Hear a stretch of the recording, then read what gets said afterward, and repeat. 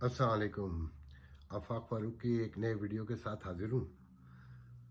وہ آج میں نے گفتگو کرنی تھی کہ آپ لوگوں نے سنا ہوگا کہ امریکہ میں خان صاحب کی ایک نان پروفٹ آرگنائزیشن ہے جس کا نام ہے اقدار، جسے حال ہی میں نوٹس دیا گیا ہے کہ عمران خان صاحب کا اور اس میں ان کی فیملی کا، اس میں جمائمہ خان کا، جمائمہ گولڈ اسمتھ کا اور ان کے دونوں صاحبزادوں کا نام بھی بورڈ آف ٹرسٹ میں موجود ہے۔ اب سچ جھوٹ کا تو اللہ بہتر پتہ ہے، مگر یہ سوشل میڈیا پہ بہت بڑی کمپین چلتی رہی ہے۔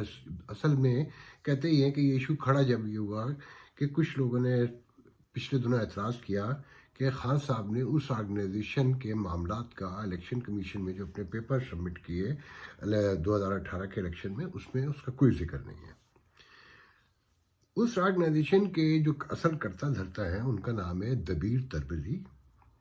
یہ پہلے کبھی نیو جرسی میں رہا کرتے تھے، 30 سال پہلے سے میں ان کو تقریباً جانتا ہوں، جب پی ٹی آئی نئی شروع ہوئی تھی۔ 25 سال 30 سال جو بھی کہہ لیں، مگر میں آلموسٹ 30 سال سے دبیر کو جانتا ہوں پرسنل لیول پہ، like my younger brother, he respect me لاٹ۔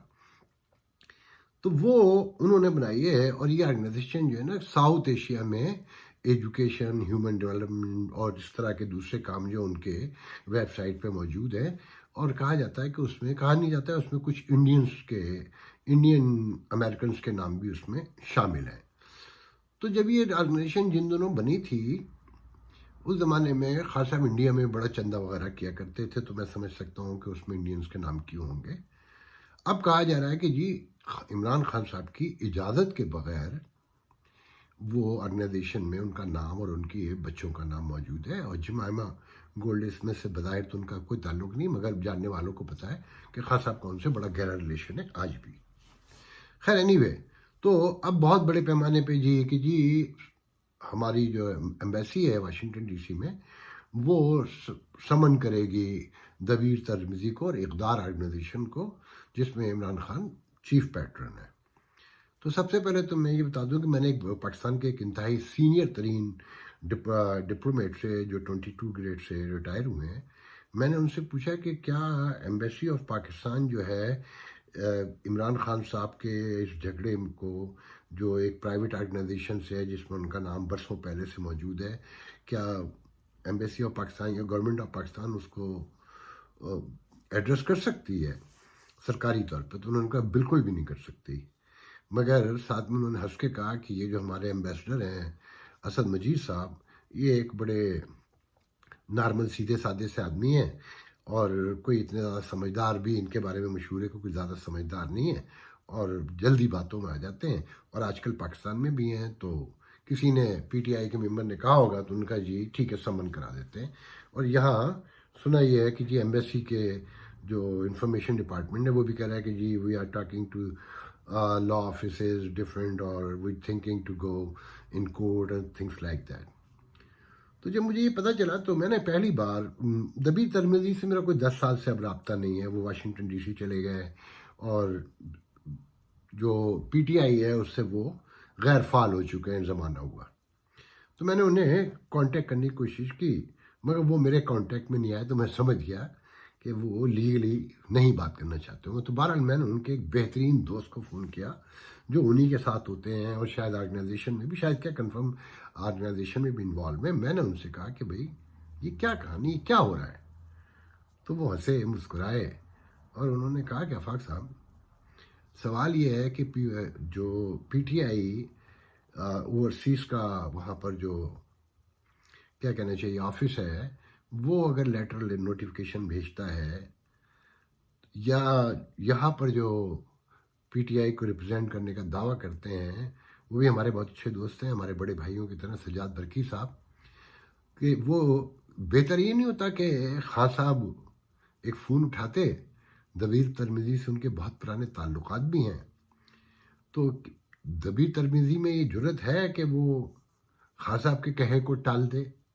ایک کال اور ایک میسج کی ضرورت تھی کہ اس میں سے میرا نام ریموو کر دو، تو نام ریموو ہو جاتا۔ پھر انہوں نے بتایا دلچسپ بات کہ اس اقدار جو آرگنائزیشن ہے، اس کی جتنی بھی ایکٹیویٹیز ہے، یہ ٹویٹر کے اوپر جب ڈالی جاتی ہیں تو خان صاحب کو بھی ٹیگ کیا جاتا ہے۔ خان صاحب وہاں کہہ سکتے ہیں کہ it's nothing to do with می.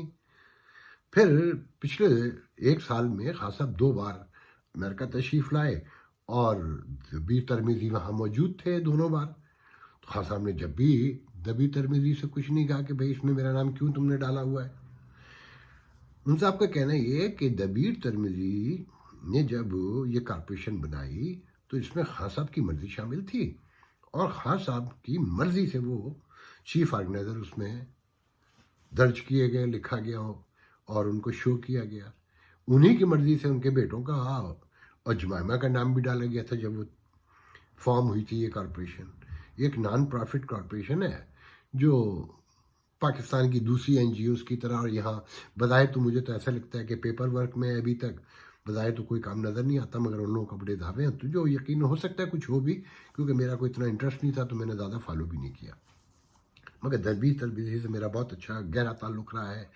ہم کافی عرصے سے ایک دوسرے سے اوے ہیں، مگر بہت اچھے تعلقات ہیں. اور میرا انہوں نے میسج کا جواب بھی نہیں دیا فی الحال تو، مگر مجھے پتہ ہے کہ کیوں نہیں دیا، کیونکہ ان کے دوست دائیں کہ افق بھائی وہ کسی سے بات نہیں کر رہا، کہ اس کو لیگل ایڈوائزر نے اس کے منع کیا ہے کہ آپ ابھی کسی سے بات نہیں کریں گے، مگر وہ جب بھی بات کریں گے سب سے پہلے وہ مجھ سے کریں گے. اب اس میں کتنی عجیب بات ہے کہ جی اوورسیز پی ٹی آئی جو ہے سمن کر رہی ہے دبیر ترمیزی کو، لیٹر جاری کر رہی ہے، میڈیا کو بتایا جا رہا ہے، خبریں چلوائی جا رہی ہیں، مگر خان صاحب ایک کال نہیں کر سکتے. اگر وہ انٹرسٹڈ نہیں ہے اور ڈس انٹرسٹڈ ہو گئے ہیں تو وہ ایک میسج بھی کرنے کو تیار نہیں ہے دبیر ترمیزی کو کہ بھئی میرا نام اس میں سے نکال دیں باپ. یا وہ ٹویٹر کے اوپر جب ٹیگ ہوتے ہیں وہ جب بھی انکار نہیں کرتے. پھر جب وہ دبیر ترمیزی ان کے سامنے آتا ہے وہ جب بھی اس سے نہیں پوچھتے کہ بھئی یہ کیوں میرا نام کیوں ڈالا ہوا ہے اگر غلط ڈالا ہوا ہے.